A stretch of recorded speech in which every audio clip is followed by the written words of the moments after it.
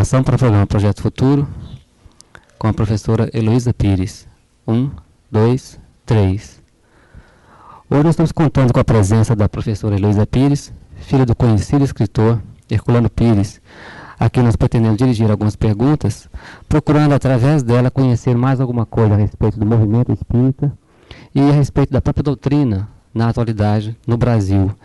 E iniciando algumas perguntas. Nesse sentido, nós perguntaremos o seguinte: na atualidade, nós podemos realmente afirmar que o movimento espírita, de um modo geral, a nível de Brasil, está crescendo? Crescendo está. Agora, seria interessante perguntar em que bases está crescendo o movimento espírita. Fazendo uma análise, nós vemos que realmente houve uma divulgação maior do aspecto religioso do espiritismo, muitas vezes misturado com Umbanda, com outras coisas. Mas o importante é que os pioneiros do espiritismo fundaram as casas espíritas, e o trabalho deles nós não podemos deixar de reconhecer. Graças ao trabalho desses pioneiros, que muitas vezes alguns deles não conheciam direito o espiritismo, outros o conheciam e exemplificavam, como Caíba Schüttel e outros vultos maiores do espiritismo. As casas estão aí. Como elas estão trabalhando? Algumas continuam mergulhadas no aspecto puramente religioso, fazendo do espiritismo apenas uma religião, com letra minúscula. Outras estão num esforço de compreensão do espiritismo através do estudo. Outras finalmente compreendem o espiritismo em sua verdadeira grandeza, nos 3 aspectos: ciência, filosofia, religião, como síntese do processo do conhecimento que traz em si os 3 aspectos, ciência, filosofia e religião. O espiritismo só pode se expressar como ciência, filosofia e religião. Ficar apenas no aspecto científico, em nome de confusões feitas no aspecto religioso, é mutilar a doutrina. E esses que fazem confusão no aspecto religioso farão as mesmas confusões e muito mais no aspecto científico. Ficar apenas no aspecto filosófico também é incompreensão da doutrina. Ficar apenas no aspecto religioso é amesquinhar a doutrina. É o que diz Herculano: fazer de uma doutrina de gigantes uma doutrina de pigmeus. As confusões continuam e nós vemos exatamente isso. Outros ainda trazem à religião espírita enxertos de outras doutrinas espiritualistas, com passes mirabolantes, com preces decoradas, com mantras, dizendo que é necessário repetir várias palavras muitas vezes para afastar supostos obsessores. Conclusão: o espiritismo, como diz Herculano Pires no seu livro Curso Dinâmico do Espiritismo, como doutrina do futuro, ainda é o grande desconhecido. Cabe a todos nós, espíritas, estudarmos Kardec, compreendermos e aplicarmos Kardec. Estudarmos, compreendendo a importância do Evangelho segundo o Espiritismo, que Obras Póstumas diz que é o livro que causará a melhor reforma moral. O Evangelho traz a religião profundamente científica. Lembrando apenas, o pensamento age sobre os fluidos espirituais, completando o laboratório do mundo invisível do livro dos médiuns. O pensamento cria, constrói. Isso é provado hoje pela parapsicologia. Jesus, aquele que olhar para uma mulher cobiçando-a já cometeu adultério, provando que o grande mestre, o mestre dos mestres, Jesus de Nazaré, sabia o poder do pensamento. Explicações sobre o perispírito, confirmada hoje pelas experiências de russos, americanos, parapsicólogos, biólogos russos, trazem uma ciência profundamente religiosa. Todo aquele que pensa num nível mental maior expande de si luzes. Todo aquele que pensa num nível pior de pensamentos desagradáveis faz com que haja uma criação de manchas negras em seu corpo bioplásmico, que se expressam em doenças no corpo físico, provando que a ciência tem um aspecto profundamente religioso. A religião, bem compreendida, é profundamente científica, e a filosofia é ciência e religião. Não há como separar o processo do conhecimento. O Espiritismo, como ciência do futuro, vai integrar o homem no universo dentro desses aspectos, que na realidade são o único aspecto, verdade eterna. conhecimento maior. Você mencionou o aspecto mais religioso que se expressa no Brasil em termos de espiritismo, e é uma realidade.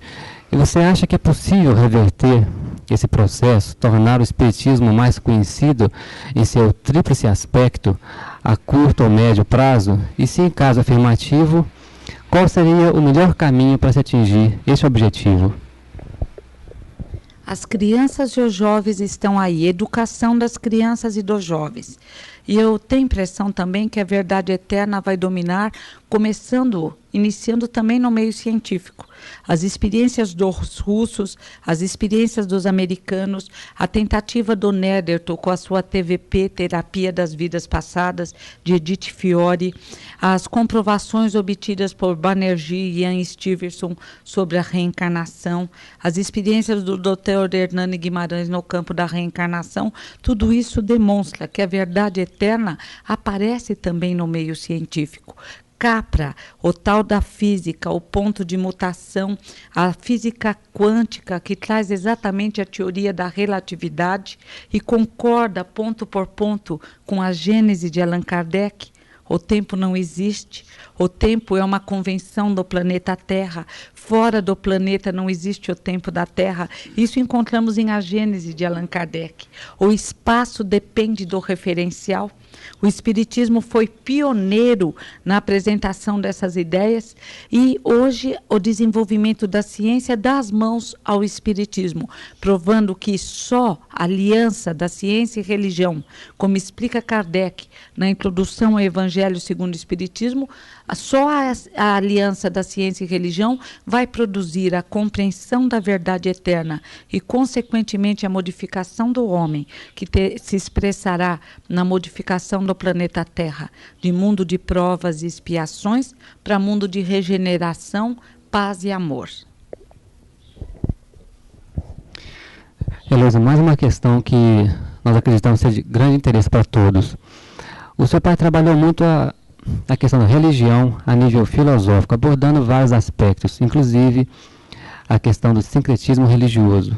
E eu te pergunto, você acha que o espiritismo pode, no Brasil, dentro da situação que se encontra na atualidade, sofrer uma influência muito grande de outras crenças, que você mesmo mencionou, e dentro desse processo de sincretismo, de assimilação, às vezes, fruto da ignorância de certos dirigentes, da falta de estudo, de conhecimento, ter algum prejuízo ou prejudicar a evolução da doutrina em tempo hábil, de acordo com o planejamento da espiritualidade?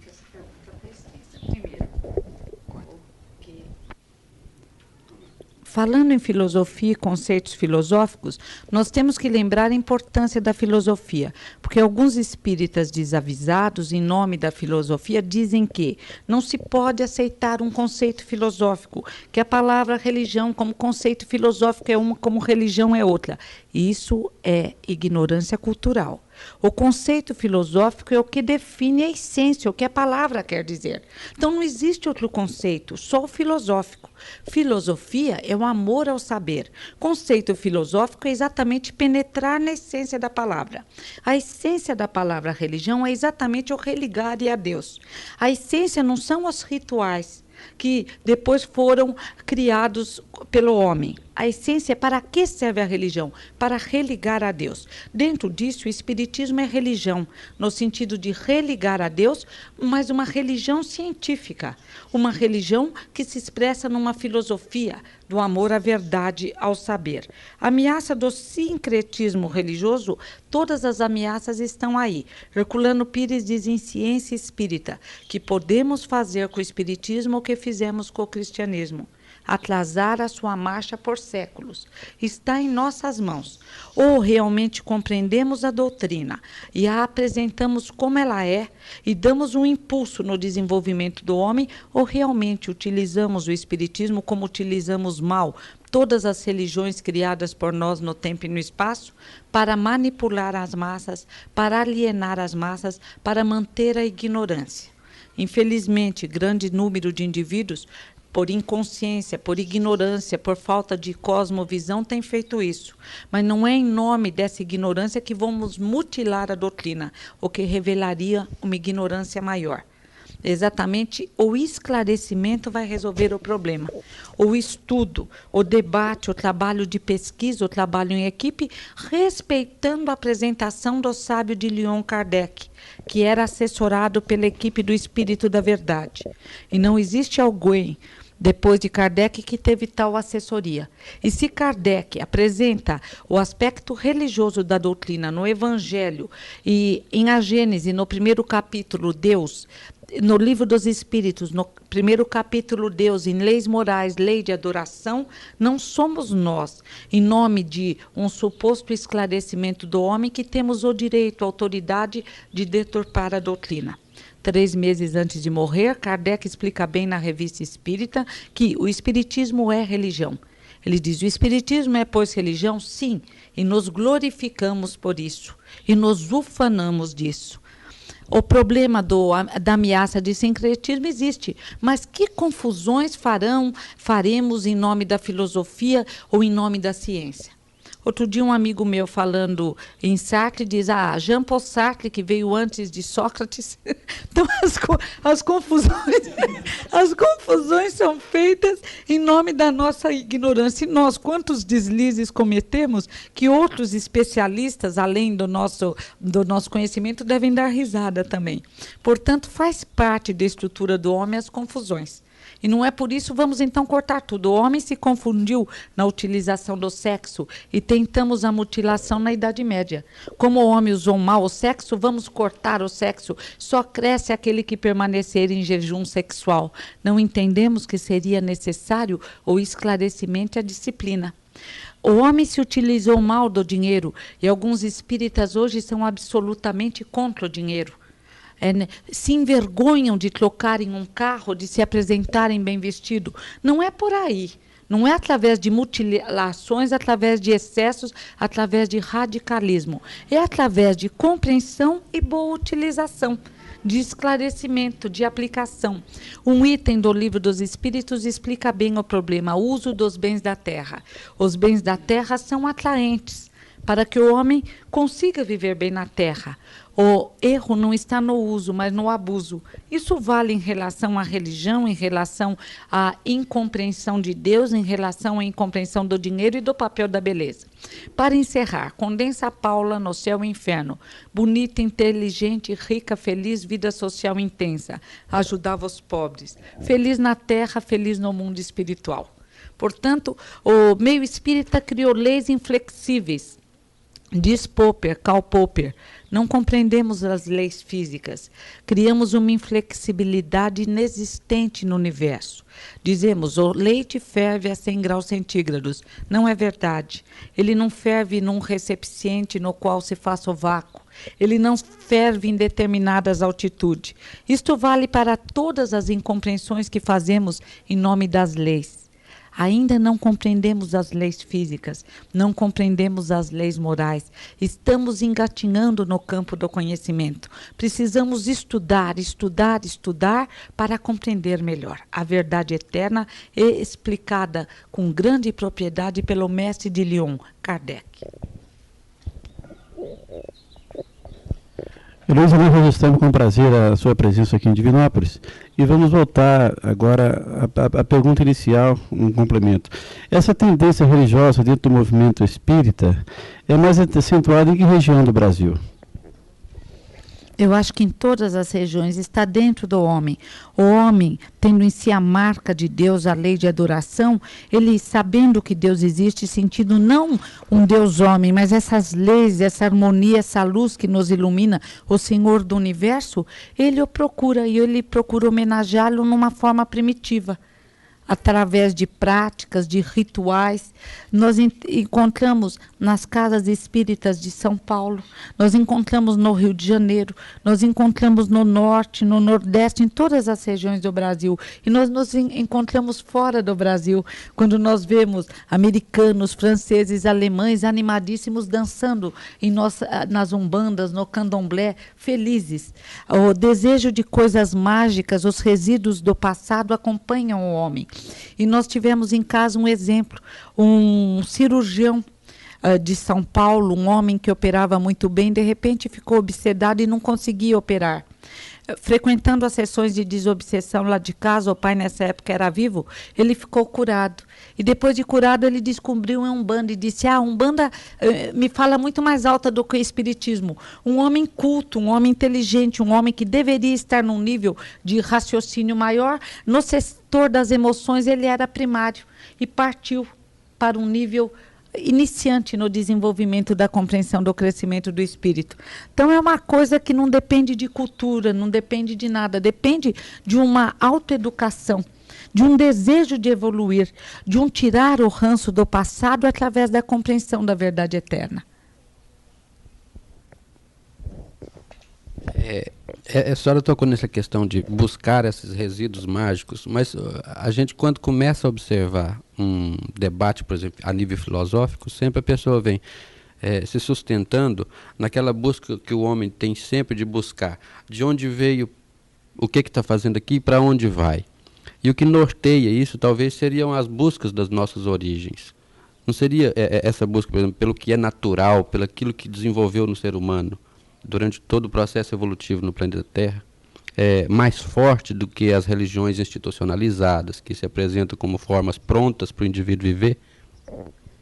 Deveria ser o ideal, e vamos chegar lá. O ideal é que o homem volte às origens, como aquela cobra simbólica linda que morde a própria cauda, agora iluminando toda aquela naturalidade à luz da razão.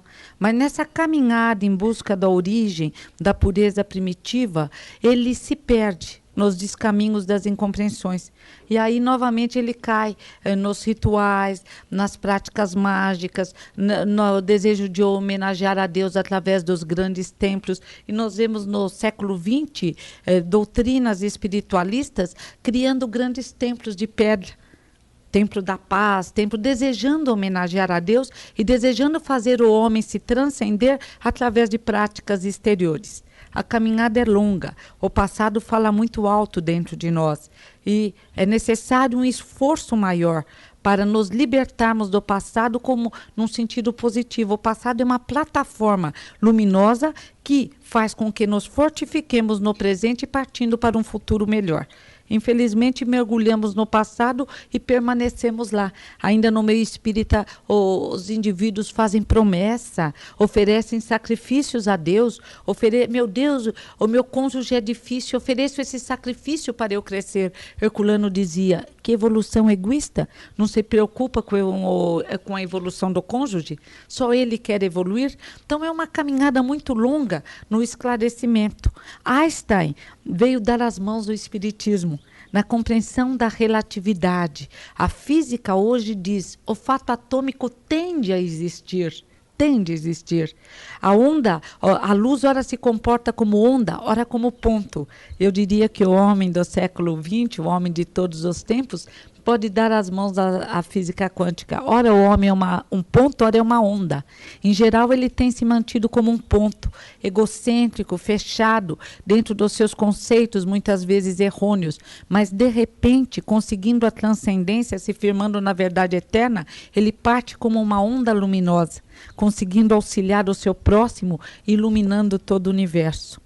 É uma visão, a cosmovisão que o Espiritismo, que Jesus nos trouxe, que o Espiritismo reafirma e que a física está aí para dar as mãos aos espíritas, confirmando tudo aquilo que a doutrina dos espíritos nos traz através da codificação realizada pelo grande Kardec. A gente observa o seguinte, então, que a gente tem que deixar os totens para buscar uma nova dimensão de vida, uma nova cosmovisão.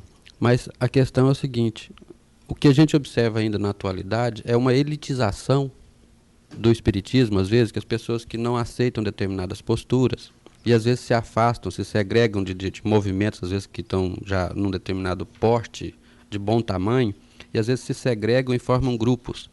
E esses grupos se elitizam nessas posturas. Como a gente encarar isso na nossa realidade? Deixar os totens, todo o passado que fala no homem. A psicanálise nada mais faz do que exatamente se firmar nesses símbolos para libertar o homem.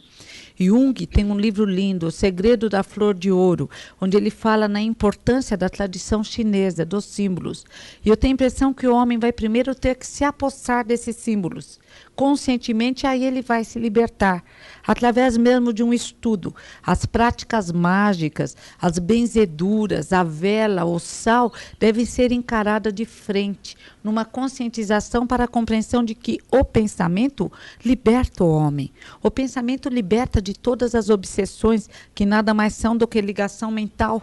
Dois indivíduos desequilibrados, um encarnado e um desencarnado, ou dois encarnados ou dois desencarnados, se enriquecem ou se empobrecem em pensamentos de menor teor.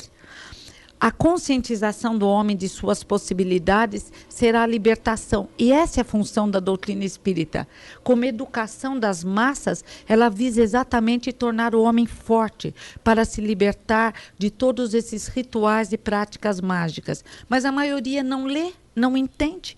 Pensa que estudar o espiritismo é ler um livro de André Luiz ou um livro de Herculano Pires. Não entende que a doutrina, a base são as obras de Kardec. Ler várias vezes Livro dos Espíritos, Livro dos Médiuns, a Gênese, Revista Espírita, Obras Póstumas, O Céu e o Inferno. E à medida que nós lemos, nós conseguimos nos esclarecer. E vamos conseguindo a libertação, que não vai se realizar de um dia para o outro. Quanto à elitização, infelizmente, aqueles que desejam um crescimento maior e que poderiam contribuir para essa educação das massas, se elitizam. Por algum motivo, eles se julgam superiores, não entendendo que a doutrina nos dá a humildade necessária para que saibamos que, por mais inteligente que seja o homem da Terra, ele nada é perante o universo. Que ainda que fôssemos como Einstein, nada seríamos perante a sabedoria universal. Mundos maiores, luminosos existem, com espíritos infinitamente mais adiantados, que nos convida ao crescimento espiritual e que só a humildade estabelece a ponte necessária para conseguirmos receber os pensamentos melhores que esses seres luminosos vertem sobre o nosso querido e escuro planeta Terra. A humildade estabelece a ponte. Herculano era profundamente humilde. Ele dizia, como Sócrates, eu sei que nada sei. E foi essa humildade que fez de Herculano um pioneiro na compreensão de Kardec. A ponte de Chico Xavier dizer que Emmanuel diz que foi o metro que melhor mediu Kardec. Melhor compreendeu a verdade eterna. Se Herculano fosse preso um soço e partisse, eu sei, a minha opinião é, provavelmente ele não teria compreendido nada. São as asas da moral e da intelectualidade. É o desenvolvimento moral, porque o século XX está profundamente desenvolvido no setor científico. Mas, infelizmente, a defasagem moral, a falta de amor ao próximo não estabelece a ponte necessária para os grandes crescimentos, o grande desenvolvimento do pensamento. E Erich Fromm diz no livro O Medo à Liberdade, o homem deseja a liberdade, mas ao mesmo tempo ele tem medo de ser livre. E esse medo faz com que ele se prenda a falsos líderes. E é a hora dos religiosos, cegos condutores de cegos. A culpa não é da religião em letras maiúsculas. A culpa é das pequenas religiões, das seitas, dos rituais e do desejo do homem de sempre colocar a sua responsabilidade nas costas de alguém. Outrora ele ia se confessar ao padre. Hoje ele continua se confessando nas casas espíritas, nas orientações. O homem tem que assumir o seu destino. Humilde, ligado ao plano espiritual superior, sabendo que pequeno, sozinho ele é muito pequeno, mas sabendo que em grupos, unidos ao plano espiritual superior, somos fortes e chegaremos à compreensão da verdade eterna. A hora é de estudo, a hora é de compreensão, a hora é de humildade, mas é também de confiança nas nossas potencialidades. Porque disse Jesus, sois deuses, sois luzes, fareis o que eu faço e muito mais. Heloísa, eu gostaria de ouvir sua opinião a respeito da influência do espiritismo na sociedade brasileira atualmente. A influência maior é através do exemplo dos espíritas ainda.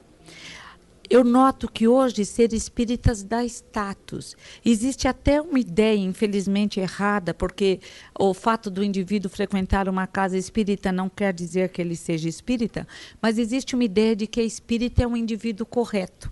E a minha amiga foi numa grande loja de São Paulo, e ela tem um problema, um nome de solteiro, outro nome de casado, um nome de desquitada, estava com problema para abrir um crediário. Aí caiu uma carteirinha da Federação Espírita, imediatamente a lojista falou, oh, não, a senhora é espírita, tudo bem, abriu na hora. Falei, essa mulher se arriscou, porque existe espíritas e espíritas. O grande número de casas espíritas estão cheias de indivíduos que não são espíritas, é a dor que os conduz lá. Eles vão em busca de socorro e alívio, e um grande número sai de lá, não é nada. O bom católico, o bom espírita, o bom protestante, o bom ateu, o homem digno, caminha sempre com dignidade. Portanto, o exemplo deve ser dado através do estudo, e a educação das massas se faz através do exemplo. Jesus se fez ouvir 2000 anos depois através do seu exemplo, tanto que ele exemplificou 30 anos e pregou 3. O exemplo dos primitivos cristãos que morriam com tranquilidade e com fé não era masoquismo, não. Aí é diferente. Não é que eles estavam procurando se castigar, eles eram levados pela sociedade à morte. Então, já que eles tinham que morrer, eles faziam exemplificando a confiança no mundo melhor. Mas isso não justifica e nem convida ao sadomasoquismo. Mas o exemplo daqueles que realmente compreendem a doutrina. E aí eu digo a importância das casas assistenciais, do auxílio ao próximo mais próximo, mas não ficando apenas na sopa e no cobertor. Herculano Pires, num artigo lindo, por uma tomada de consciência, ele lembra que a maior caridade é a do esclarecimento. Agora, ninguém vai conseguir se esclarecer com fome e com frio. Então, alimenta e depois esclarece, divulga. O exemplo, a função do espiritismo ainda tem sido maior no setor assistencial. Mas, felizmente, nesse setor está havendo esclarecimento, ou deveria haver o esclarecimento. Agora, através das rádios, através dos jornais, através do diálogo, das conversas, da participação dos indivíduos espíritas nos vários setores da sociedade, a divulgação do espiritismo se faz maior. E vão entendendo o espiritismo como verdade eterna, como aquela verdade que traz em si todas as verdades que estão sendo agora descobertas e estudadas na Terra. A existência do corpo bioplasmático ou bioplásmico, a sobrevivência da alma, a possibilidade de comunicação entre encarnados e desencarnados, a existência de outros mundos habitados e, consequentemente, outras formas de expressão de vida, a existência de várias dimensões, e hoje os físicos dizem, existem várias dimensões. O pioneiro foi o Espiritismo, que falou na dimensão espírita, a existência do universo material e do universo espiritual, ou no mundo da matéria e de antimatéria já confirmada pelos russos e aceitos pelos físicos da atualidade, tudo isso é produto do trabalho da verdade eterna através das mãos de Kardec. Kardec foi pioneiro até no desenvolvimento das ideias de Freud. Quando Freud tinha 1 ano, Kardec já trazia a doutrina espírita. Está ali a importância do pensamento, a formação do perispírito e a ação dos espíritos sobre os fluidos espirituais. Pergunta 192A do Livro dos Espíritos. Um homem pode modificar a sua prova? Resposta. Só o desleixado permanece no mesmo tempo. Isso é psiquiatria pura. Lute, você modifica a sua própria situação. E fizeram, no meio espírita, fizeram do reencarnante um fracassado, um devedor, um pagador de dívida. Mas não é ideia espírita. Fatalidade, leis morais, Livro dos Espíritos. Fatal só nascimento e morte. Se uma telha cair na sua cabeça, não diga estava escrito. Dizemos, provavelmente ela foi mal colocada. Toda a doutrina espírita convocando o homem à libertação do seu karma negativo. Compreender o espiritismo é ver a influência e a importância das ideias espíritas, a atualidade das ideias espíritas e quanto as ideias espíritas podem auxiliar a sociologia, a psiquiatria, a psicologia, a psicanálise. Sonhos, o capítulo sobre sonhos do Livro dos Espíritos. Os sonhos são uma mistura bizarra do passado, do presente e do desejo do futuro. Portanto, aí está a atualidade e a influência do espiritismo na atualidade. Desequilíbrios sociais, as injustiças sociais, e que devido ao orgulho, egoísmo, fez da Terra um mundo sufocante, fez da Terra um mundo que ele mesmo não suporta. O homem do século XX está angustiado e infeliz, porque olhando à sua volta ele vê só sofrimento e dor. E mesmo os egoístas estão assustados com a violência, os sequestros, os crimes. É um mundo terrível que nós construímos, mas que vamos modificar. Mas como modificar este mundo? Modificar através de uma atuação do amor. Modificar através da transformação, mas só conseguiremos começando a nossa transformação interior. E o Espiritismo já, mesmo neste mundo sufocante, nos dá as bases para a serenidade e a tranquilidade. Estamos crescendo. A Terra está numa fase difícil quando toda a maldade vem à tona para ser extirpada. Os injustiçados de hoje são realmente os que praticaram injustiça ontem, mas também os felizes de hoje são os injustos de ontem. Não podemos simplificar as coisas. Todos erramos e cabe agora a todos darmos as mãos para acertarmos e modificarmos a Terra para melhor. E isso será feito com mais facilidade através de uma visão espiritual do planeta, compreendendo que somos reencarnados e que voltaremos à Terra, compreendendo que somos homens cósmicos, desenvolvendo aquela visão maior do universo, aceitando que o abandonado lá fora pode ter sido ou vai ser no futuro um filho nosso. Mesmo os egoístas se reformarão. Só a verdade eterna, trazida através das ideias espíritas, da doutrina espírita, conseguirá dar ao homem a plataforma para se modificar e conseguir ser feliz no planeta Terra. Heloísa, mais uma questão. Nós ouvimos vez por outra a seguinte frase que nós vamos passar e gostaríamos que você comentasse para nós. O espírita é o que mais deve. Isso é certo? Como são masoquistas. Sempre que eu falo sobre a dor, tem um amigo meu que levanta a mão e diz, não, sua dor evolui. Eu digo, você gosta da dor? Fique com a dor. Eu vou evoluir através do amor e do trabalho. É claro que criamos um mundo difícil.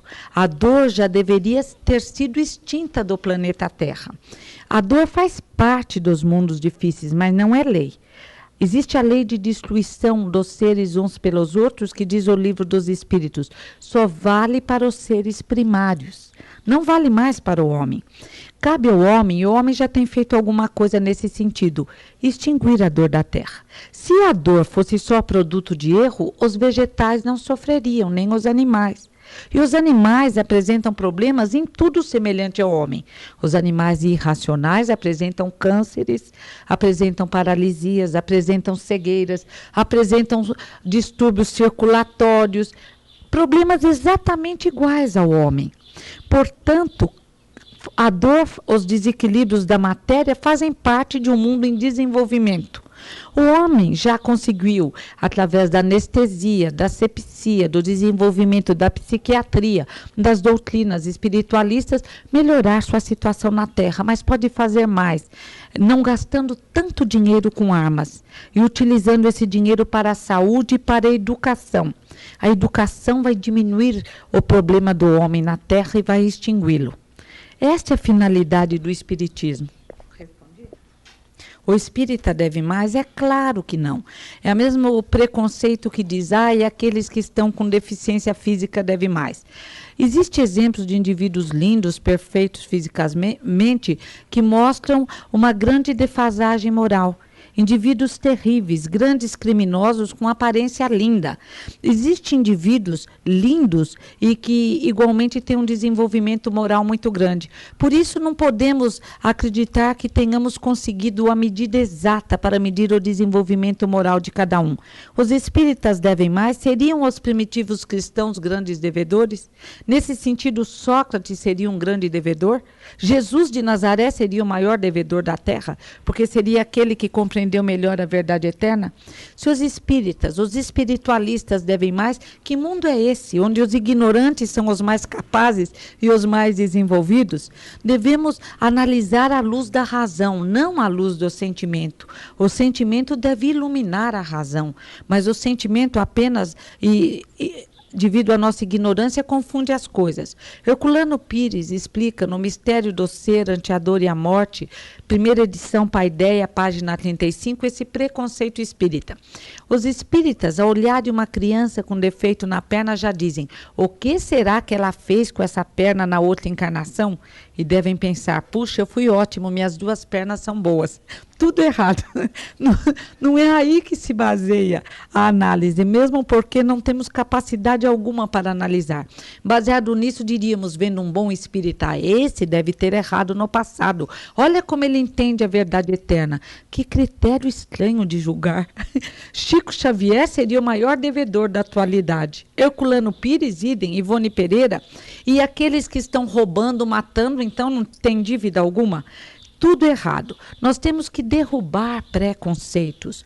Todos estamos na Terra em esforço de evolução. Alguns, por esforço próprio, chegam à compreensão da verdade eterna. Estão iniciando, engatinhando no desenvolvimento da verdade eterna. Mas que Deus injusto e incoerente, que esperaria o espírito se endividar ao máximo para entregar a ele as armas para que ele escapasse das suas dívidas. Primeiro, não existe dívida. Deus não é cobrador. Existem erros, os erros devem ser corrigidos através da compreensão da verdade eterna. Todos erramos no passado. Espíritas, protestantes, católicos, ateus, todos estão no esforço de acerto no presente. Aqueles que estão mais próximos da verdade eterna estão se esforçando mais. Essa é a verdade. Outro preconceito terrível. Para evoluir é necessário ser feio, burro, caminhar coberto de cinza, sofrendo. O que é isso? Jesus foi bonito, saudável, inteligente, alegre e veio libertar o homem da dor. Jesus sofreu na cruz, foi um momento de dor e nós nos fixamos no Cristo crucificado, esquecendo o Cristo luminoso, participando da festa de casamento, libertando o paralítico, aleijado e dizendo a todos nós: teus pecados te são perdoados, como se dissesse: cada um se escraviza se desejar. À medida que nos julgarmos livres dos nossos pecados, nós levantamos e caminhamos através de caminhos melhores, dentro da lei do amor, do trabalho e, logicamente, dentro do estudo. Se estudar fosse sinônimo de dívida, benditos seriam os endividados. Eu não acredito em dívidas, eu acredito em erros que devem e podem ser corrigidos. E aqueles que erraram mais no passado, muitas vezes ainda estão com dificuldade de sair dos erros. Outros que acertaram pouco estão nas fileiras espíritas, também os que erraram muito. O fato de ser espírita não quer dizer que errou mais ou menos, quer dizer que agora, no momento, está pelo menos procurando acertar mais.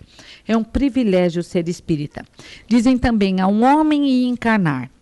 E ele podia escolher, ou nascia leproso, ou nascia paralítico, ou nascia tuberculoso, ou nascia médium. O que é isso, minha gente? Mediunidade é um dom. Todos somos médiuns. O médium, com a mediunidade específica de tarefa, escolheu esse compromisso. Como poderia escolher qualquer outro. Como poderia ser um grande professor, um grande médico, um expositor. Ele quer ser instrumento do meio espiritual. Não é nem um grande endividado, nem um missionário. Que terrível que é o preconceito. É tão terrível que Richer fala no preconceito de crença que qualquer preconceito torna o homem cego. E, por exemplo, o indivíduo que crê que um espírito luminoso é Maria de Nazaré fica cego, incapaz de raciocínio. Os dois grandes entraves da humanidade, diz Descartes, o preconceito e a precipitação. Vamos nós, espíritas, tomarmos cuidados com os nossos julgamentos, porque na realidade nós não estamos nem conhecendo a nós mesmos. Como estabelecer lei para julgar o próximo? Felizmente não somos os maiores devedores do planeta Terra, embora alguns sintam prazer em dizer isso. Somos grandes sofredores e gostariam até de colocar os cilícios do passado na cintura para conseguir evolução através de práticas exteriores. Somos espíritos, criados simples e ignorantes, com potencialidades a serem desenvolvidas. Como essas potencialidades vão ser desenvolvidas? A partir de um ponto, o ponto da nossa conscientização, depende de nós. E benditos são aqueles que escolhem a verdade, que aparecem em fragmentos em várias doutrinas espiritualistas, em fragmentos maiores na doutrina espírita. Você mencionou há pouco a respeito de um dos possíveis perigos que o espiritismo pode causar, é exatamente se tornar uma religião pequena que caia nos mesmos erros que outras já caíram, ou seja, dominação e manipulação de consciências. Não seria, por exemplo, essa frase, por exemplo, essa autopunição das pessoas, dos espíritos, se dizerem que são os mais endividados, um processo de controle, de achar que a coisa deve ser assim mesmo, é a vontade de Deus? Como que a gente pode esclarecer a respeito disso? No tempo e no espaço, esse arquétipo de complexo de culpa tem sido explorado, primeiro em nome da religião e depois em nome de um sistema, de uma ideologia, de uma política. Nós, quando falávamos que Cristo superou, é lógico e muito, o gênio alemão Marx, e ficamos indignados quando alguns espíritas desavisados dizem que só Marx resolve, está aí. O marxismo está provando a sua falha no controle do homem, porque só uma mudança interior através de uma espiritualização é que vai modificar o homem. Mas esse terrível complexo de culpa tem sido estimulado através das várias doutrinas espiritualistas e mesmo através dos vários políticos, através dos sistemas, através da sociedade, numa forma de alienação, de massacre do ser, de exploração, estimulando a criação de uma massa morfa, obediente, que não luta por seus direitos, mas que também é inconsciente e não cumpre os seus deveres. E por isso a Terra está no estado em que está. E essa exploração é feita em muitas casas espíritas. Grandes devedores, então temos que aceitar tudo, não ter horário de trabalho, não temos direito a nada. O líder religioso é aquele que resolve, porque quem somos nós que erramos no passado? É uma ideia terrível, é uma ideia escura, é uma ideia atrasada. Eu prefiro a verdade luminosa de Jesus de Nazaré. Sois Deus e sois luzes. Sois o sal da terra e vamos salgá-la. A libertação que a doutrina espírita nos traz e que não foi compreendida por um grande número daqueles que se diz espíritas. Somos deuses e luzes, indivíduos que têm que caminhar com a cabeça erguida, olhando esse universo infinito à nossa volta, perdoando os erros do passado. A tolerância e o amor devem ser também usados conosco mesmos, na conscientização dos nossos erros e na luta por nossos acertos, mas nunca com complexos de culpa estéreis que só servem para que obsessores encarnados e desencarnados se utilizem de nossas potencialidades, anulando-as. O Espiritismo é libertador das massas nesse sentido. Libertação de consciências, esclarecimento e libertação de complexo de culpa. Ninguém deve nada a alguém. Deus, que poderia cobrar alguma coisa, é a inteligência suprema. Não é um velho de barbas brancas tomando nota numa caderneta preta. Deus, como diz Herculano Pires em Concepção Existencial de Deus, não julga alguém. É o próprio ser que se julga e se condena. Intolerantes, inflexíveis, temos nos condenado de uma forma também intolerante e inflexível. Mas o Espiritismo, como libertador, vai conscientizar o homem que, mesmo tendo errado, muitos erros faziam parte da nossa fragilidade, outros foram consequências da nossa ignorância, existem atenuantes levadas em conta.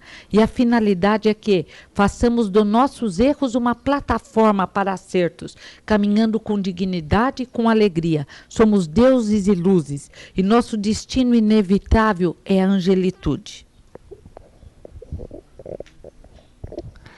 Heloísa, o livro Brasil, Coração do Mundo, Parte do Evangelho, apresenta um Brasil que não corresponde ao momento atual. Isso levanta uma polêmica no meio espírita. Muitos espíritas acham que é uma visão utópica. Nós perguntamos, em que medida isso pode ter fundamento ou é apenas uma análise acanhada de uma realidade futura? Eu tenho medo dessa ideia terrível. Só nós vamos ser salvos. No passado, entre os hebreus, nós dizíamos também, somos o povo escolhido, só nós vamos ser salvos. Na realidade, nessa alegoria havia uma verdade. Os hebreus foram o povo mais espiritualizado na época da terra e que trouxeram o Deus único. Depois, entre os protestantes, também levantávamos bandeira, só nós vamos ser salvos, só Cristo salva, ai daquele que não conhecer Cristo. Agora levantamos outra bandeira, só o Brasil vai ser salvo. O Brasil é a pátria do mundo, pátria do Evangelho. Realmente, pátria do Evangelho ele tem sido, mas se o Evangelho continuar tão incompreendido, não vai adiantar nada. Então, eu acredito mais numa espiritualização de todo o planeta Terra. Porque se a Terra já é um pontinho minúsculo no universo, se formos esquecer outro pontinho insignificante dentro desse minúsculo pontinho de areia, realmente estamos nos caracterizando por uma mentalidade muito acanhada. Não interessa se somos brasileiros, americanos, japoneses, chineses, africanos. Não interessa se somos habitantes de Marte, de Júpiter, Saturno, Netuno ou qualquer outro mundo desconhecido ou qualquer outra dimensão. Não podemos sempre continuar arraigados aos nossos conceitozinhos minúsculos. O importante é que conheçamos a verdade eterna e possamos aplicá-la. E a partir daí a nossa visão se dilatará e seremos homens cósmicos, destinados a um progresso infinito nos vários mundos que povoam o universo. Tem horror de limitações do homem. Nem nós somos limitados através das nossas expansões perispirituais, da nossa expansão bioplásmica, podemos, à medida que evoluímos, atingir pontos infinitos do universo? Como limitar a evolução? Como fechar a evolução dentro de um ponto minúsculo, num planeta insignificante nesse universo luminoso? O Espiritismo visa fazer crescer, aumentar, dilatar a visão e não amesquinhar. Essa resposta me abriu um claro. Dizem que toda religião tem que ter seus dogmas. Eu pergunto, o Espiritismo é dogmático? Desde que seja um dogma de razão, tudo bem. Dogma é alguma coisa que se afirma por ela mesma. Então, o Espiritismo tem dogma de razão. A reencarnação é um dogma de razão. Eu acredito porque ela existe, porque tem provas. Mas o que é terrível é o dogma de fé. O dogma que não tem base, o fanatismo. Por isso, Kardec diz que só a fé raciocinada consegue desenvolver o homem. No dicionário Lalande, os franceses são muito felizes explicando fé e razão. E falam exatamente na fé cega e na fé raciocinada. A fé raciocinada é a fé intuitiva, mas que tem uma base racional. Nesse sentido, o Espiritismo pode ter dogmas de razão, mas nunca, jamais, um dogma de fé, como, por exemplo, da Santíssima Trindade. Deus Pai e o Espírito Santo. Isso é um dogma de fé, não tem base racional, desmorona à luz da razão. Mas os dogmas de fé, os dogmas de razão, sim. A reencarnação é um dogma de razão. A reencarnação existe e se firma por ela mesma, com provas científicas. Heloísa, existe uma corrente no movimento espírita, coordenada por Jaci Regis, que você conhece muito bem, de que o espiritismo é uma ciência, uma filosofia de consequência moral e não religiosa. Qual a sua opinião sobre esse confronto de opinião? Essas ideias são emboloradas porque já apareceram em 1970 e poucos. Dr. Arilex tem todo um arquivo e parece que esses que lutam agora por essas ideias pegaram o arquivo do Dr. Arilex, retiraram ideias velhas, emboloradas e ergueram numa bandeira ideias novas e grande número de desavisados, velhos que desejam ser jovens, jovens que desejam ser maduros e que procuravam um líder, começaram a seguir Jaci Regis. Jaci Regis tem uma linha de conduta muito boa, até que fez psicologia. Então ele começou a seguir exatamente um psicólogo americano. Eu sempre esqueço o nome, eu tenho que trazer escrito comigo, que diz isso. A religião atrapalha o homem, Jesus atrapalha o homem, a prece atrapalha o homem. E já se trazendo essas ideias emboloradas, encontrando esse psicólogo em suas aulas de psicologia e se firmando também em Marx, que também dizia que a religião atrapalha o homem, em Freud, que também diz que a religião atrapalha o homem, trouxe a ideia, trouxe novamente uma ideia velha, embolorada, que caiu por ela mesma, de um espiritismo ateu. Não combina. É um contrassenso, é uma incoerência. Espiritismo ateu. Um espiritismo sem prece, quando em Lei de Adoração do Livro dos Espíritos fala na importância da prece, e ou somos kardecistas e entendemos a grandeza de Kardec, que era assessorado pela equipe do Espírito da Verdade, ou saímos da fileira espírita e aí podemos criar nossa própria filosofia. No final de Lei de Adoração tem todo um capítulo sobre a importância da prece, dizendo como a prece deve ser feita, da prece pelos mortos. O livro se inicia com Deus. O que é Deus? E na Lei de Adoração fala de que não existe povo ateu e que o homem deve levar seu pensamento até Deus. A prece é ritual? Claro que não. Ritual se caracteriza pela inconsciência. A prece é um ato científico da mais alta consciência. É a ligação da criatura com o Criador. É um ato telepático, profundamente científico, onde acontece a expansão do nosso corpo bioplásmico. Os russos ex-materialistas trazem no seu livro Experiências Psíquicas Além da Cortina de Ferro a importância dos bons pensamentos, que provocam a dilatação do corpo bioplasmático, que aparece como uma fonte luminosa. A prece tem essa função e finalidade. Negar o valor da prece é não aceitar Kardec, é não ser espírita. Reconheço o direito de cada um de fazê-lo, nunca em nome do espiritismo. Negar o valor do evangelho, baseando-se nessas ideias emboloradas de 70 e poucos, é negar também o valor de Kardec, porque em obras póstumas, Futuro do Espiritismo, os espíritos falam no espiritismo como a religião do futuro em letras maiúsculas, e falam que o evangelho segundo o espiritismo causará a maior revolução moral de todos os tempos, que iluminará a terra e que faria até com que os espíritas fossem excomungados. Então, ou somos espíritas e aceitamos o valor da prece, a figura de Jesus.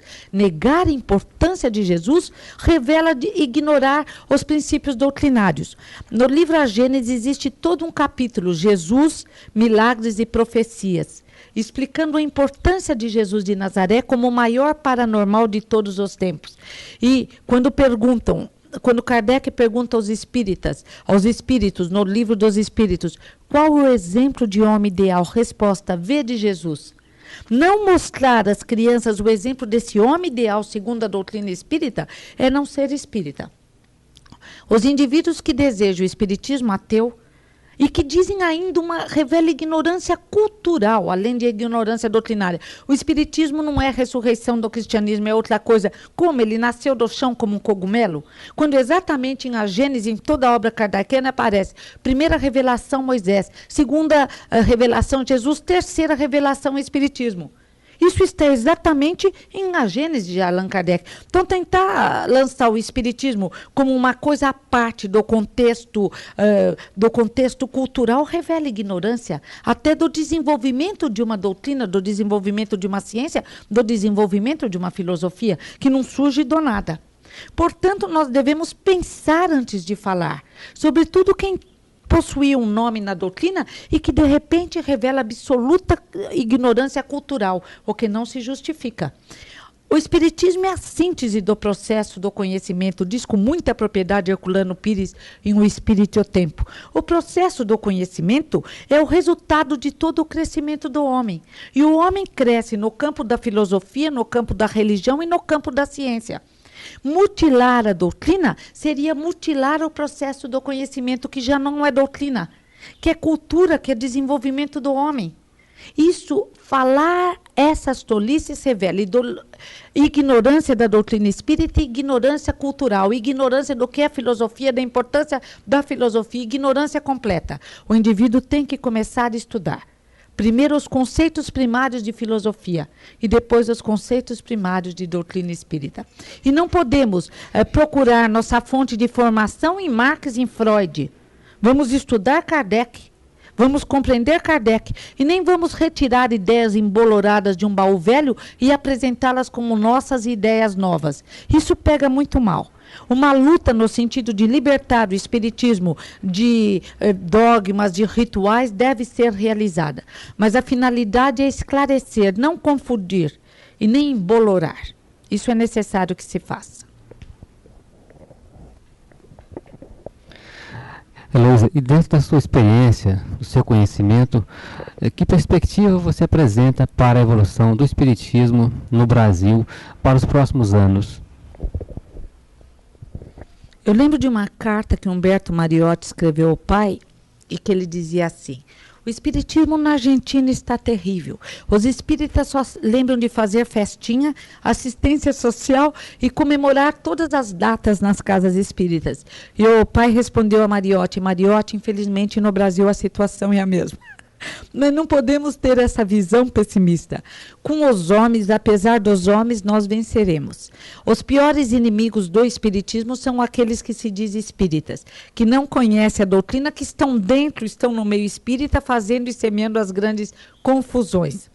E isso de dizer, os espíritos resolvem, não fica bem, não, porque a obra é nossa.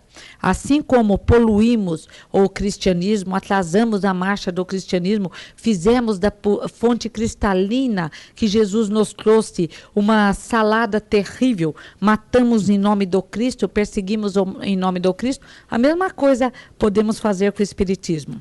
Mas vamos lutar, vamos trabalhar, vamos também orar, nos ligando ao plano espiritual superior, para conseguirmos, apesar da nossa ignorância, das nossas deficiências, deixarmos o espiritismo em sua verdadeira pureza. Ele vai ser melhor compreendido no futuro, mas ele já pode não ser modificado, poluído, mutilado no presente. Se nós permanecermos humildemente divulgando a doutrina em sua verdadeira pureza, através do estudo das obras do Kardec e respeitando em seus 3 aspectos, ciência, filosofia e religião, como nos deixou o mestre de Lyon. Se diz por aí que o materialismo acabou por falta de matéria-prima. Isso é certo, Heloísa? É claro, desde que os russos, ex-materialistas, descobriram através da câmara Killian que a matéria não existe, que a matéria se desfaz em energia, que todas as coisas têm o seu avesso, que é a antimatéria, e que mais importante do que a matéria, a antimatéria, que cada homem tem o seu corpo energético, que é aquele que verdadeiramente dá forma ao corpo físico, dá vida ao corpo físico. Porque quando esse corpo energético se afasta, quando os aparelhos especiais soviéticos não conseguem detectar as pulsações biológicas do corpo energético, o corpo físico morre. Que o pensamento, como diz o sábio Vassiliev, é uma energia desconhecida que nada consegue deter. O mundo se desfez em energia, tudo que existe é condensação de energia, como tão bem explica o Espiritismo no capítulo Uranografia de A Gênese de Allan Kardec. Tudo que existe é condensação de fluido cósmico universal, matéria cósmica primitiva. Essa condensação é regida pelas leis de Deus inseridas nessa matéria.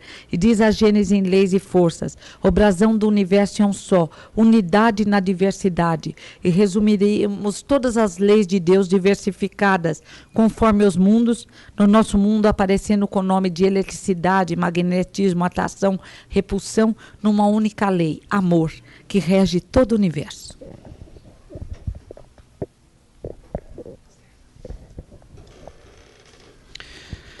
Bom, nós então agradecemos, né, Heloísa, e deixamos o microfone para ela, que ela encerre essa entrevista para a gente. O programa nosso, o Projeto Futuro, fica muito honrado com a sua presença.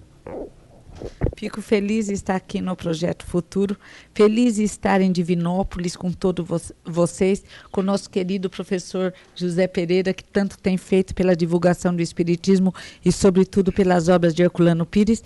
E vamos todos, uma convocação que não é minha, não, vem do alto, sentindo a presença dos amigos espirituais, numa convocação para, nesse momento escuro do planeta Terra, que Castro Alves descreve tão bem, num planeta que vai vagando escuro pelo espaço, vamos iluminar a Terra com os nossos pensamentos de amor, de confiança, de alegria. Deus é amor e nos ama infinitamente.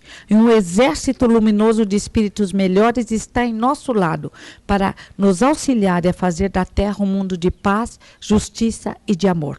O nosso futuro é o melhor. O nosso futuro é o melhor. O nosso futuro é o melhor. O nosso futuro é o melhor. O nosso futuro é